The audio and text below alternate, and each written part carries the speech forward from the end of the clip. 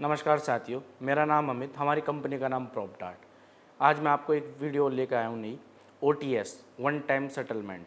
Yamuna authority द्वारा जो भी प्लॉट निकले हैं LOTO के लिए खास ये स्कीम है।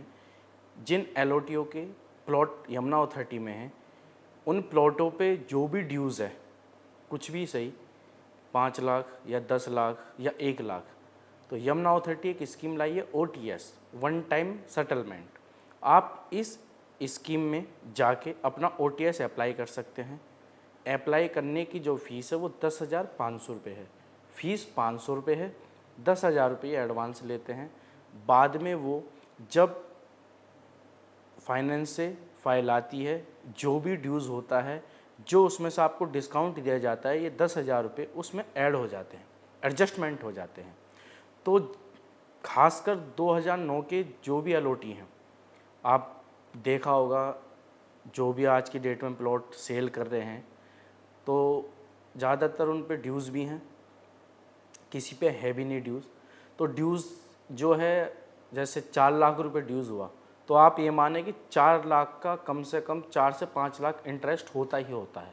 वो 4 लाख की जगह 8 लाख हो जाता है।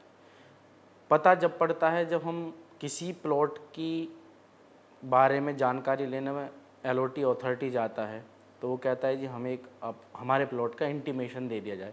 इंटीमेशन को हम लेजर भी बोल सकते हैं। तो जब वो देखता है कि ये इतना ड्यूज़ है तो अथॉरिटी हर साल ये स्कीम लाती है वन टाइम सेटलमेंट वाली, पास होती है। जब बोर्ड मीटिंग होती है, पारित उसी में होती है कि LOT को एक मौका दिया जाए एक साथ पैसे देने का, जिस पे पैसा ज़्यादा हो रहा है, ड्यूज़ ज़्यादा है। तो उसके लिए बोर्ड मीटिंग होती है। बोर्ड मीटिंग में प्रस्ताव रखा जाता है, फिर वो पारित होता है। पारित होने के बाद फिर वो ऑर्डर छपता है, फिर OTS की स्कीम लागू होती है। OTS स्कीम लागू 1 अगस्त से हुई थी, 31 अगस्त तक ये चलेगी। आप अप्लाई भी कर सकते हैं।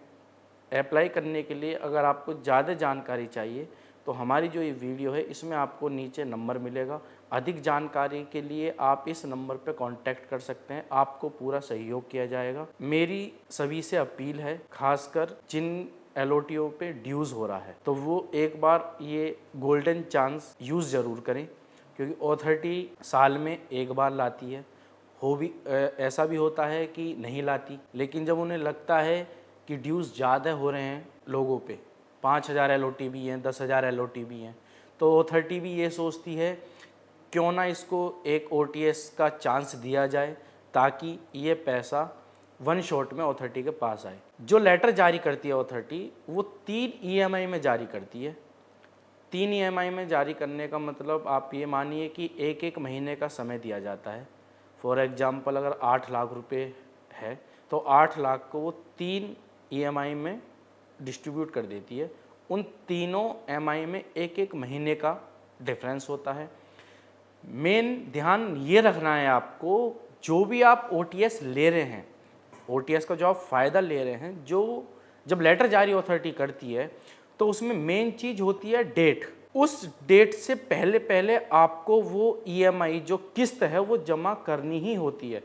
अभी क्या हुआ था, बहुत समय पहले बहुतों ने, जैसे मेरी डेट 9 तारीख में मेरी EMI जमा होनी, फॉर एग्जांपल मैं भूल गया, मैं नहीं कर पाया, तो 9 की जगह मैंने 11 तारीख में कर दी, तो वो जो हमने OTS का लाभ लिया था वो हमारा कैंसिल कर देते हैं।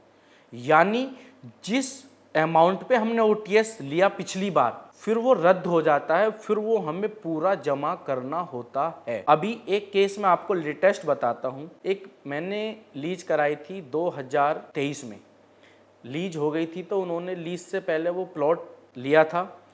जो मेन LOT था उसने OTS लिया था। OTS लेने के बाद पेमेंट भी जमा कर दिया था, लेकिन LOT से मिस्टेक ये हो गई थी कि जो वो प्लॉट लिया था उस प्लॉट में उन्होंने वो पेमेंट 3 दिन बाद जमा करी। जो EMI की डेट थी, जो लेटर जारी हुआ था, 2 किस्तें कर दी थी, लेकिन जो तीसरी किस्त थी वो उन्होंने 3 दिन बाद जमा करी। तो अब उनकी फाइल जब फाइनेंस में गई, जब हम रजिस्ट्री कराते हैं, रजिस्ट्री हो जाने के बाद ये प्रॉपर उस फाइल को फाइनेंस डिपार्टमेंट में भेजते हैं, सिस्टम डिपार्टमेंट में भेजते हैं, CA के पास भेजते हैं, क्योंकि अब इस प्लॉट की रजिस्ट्री होगी है तो वो ये चेक करते हैं कि कोई कमी बेसी मेन जो वो चेक करते हैं, वो जो चालान होते हैं, मेन वो चालानों को चेक करते हैं। तो उन्होंने अब चेक करा तो ये पता लगा कि उन्होंने 3 दिन बाद जो वो करा था, उनका अमाउंट था 14,36,000 के आसपास था, तो वो कैंसिल हो गई थी। लेकिन लक मान लीजिए आप, या उनका नसीब कि अब OTS आई हुई है। तो अब मैंने उनका दोबारा से OTS अप्लाई कराया है। जमा तो उन्होंने कर दिया था, लेकिन किसी कारण उनका DD के माध्यम से वो उन्होंने पेमेंट जमा करी थी, वो नहीं हो पाई। 3 दिन बाद वो पेमेंट गई, अथॉरिटी को रिसीव चौथे दिन पेमेंट हुई। तो उनका वो सिर्फ टाइमिंग डेट के कन्फ्यूज़न की वजह से पूरा जो OTS उन्होंने लिया, लाभ जो लिया, वो पूरा लाभ उनका ख़त्म हो गया। तो अब उनकी दोबारा से OTS अप्लाई कराइए। अब जो भी उनका आएगा चार्ज, जो भी छूट उनको मिलेगी, वो उनको जमा करना है। तो मैं आप सभी से यही निवेदन अनुरोध करता हूँ कि जब भी आप OTS का लाभ लें, मेन आप ये ध्यान रखें कि जो भी हम अपनी पेमेंट दे रहे हैं, वो पेमेंट हम बिल्कुल समय से दे रहे हैं। आपको पेमेंट 1 दिन बाद भी देनी है, आपको पेमेंट उस दिन भी देनी है जो वो डेट है। तो मेरा अनुरोध आपसे यही है, क्योंकि अथॉरिटी ये बार बार नहीं लाती, ये एक बार लाती है। तो जब आप इसका लाभ ले रहे हैं तो आप इसका लाभ पूरा उठाइए, ताकि आपको 2 पैसा बचे। तो मेन है कि आप उस डेट से पहले, जो भी आपको डेट दी है, उस डेट से आप 1-2 दिन पहले जमा करके चलें। और अब तो KYA के माध्यम से हो गया है सब। OTS अप्लाई भी आपको पहले KYA करना है, KYA के माध्यम से OTS अप्लाई होगा, और सब ऑनलाइन प्रक्रिया है। अब तो बहुत आसान हो चुका, पहले ऑफलाइन थी, लोग आते थे यहाँ पे पूछ के जाते थे, अब सब ऑनलाइन है। कोई भी आपको कमी लगे, जो जिस बारे में भी जो भी आपको पूछना हो, वीडियो में जो भी नंबर आपको दिया है, उस नंबर पे आप संपर्क कर सकते हैं, वो मेरा ही नंबर है।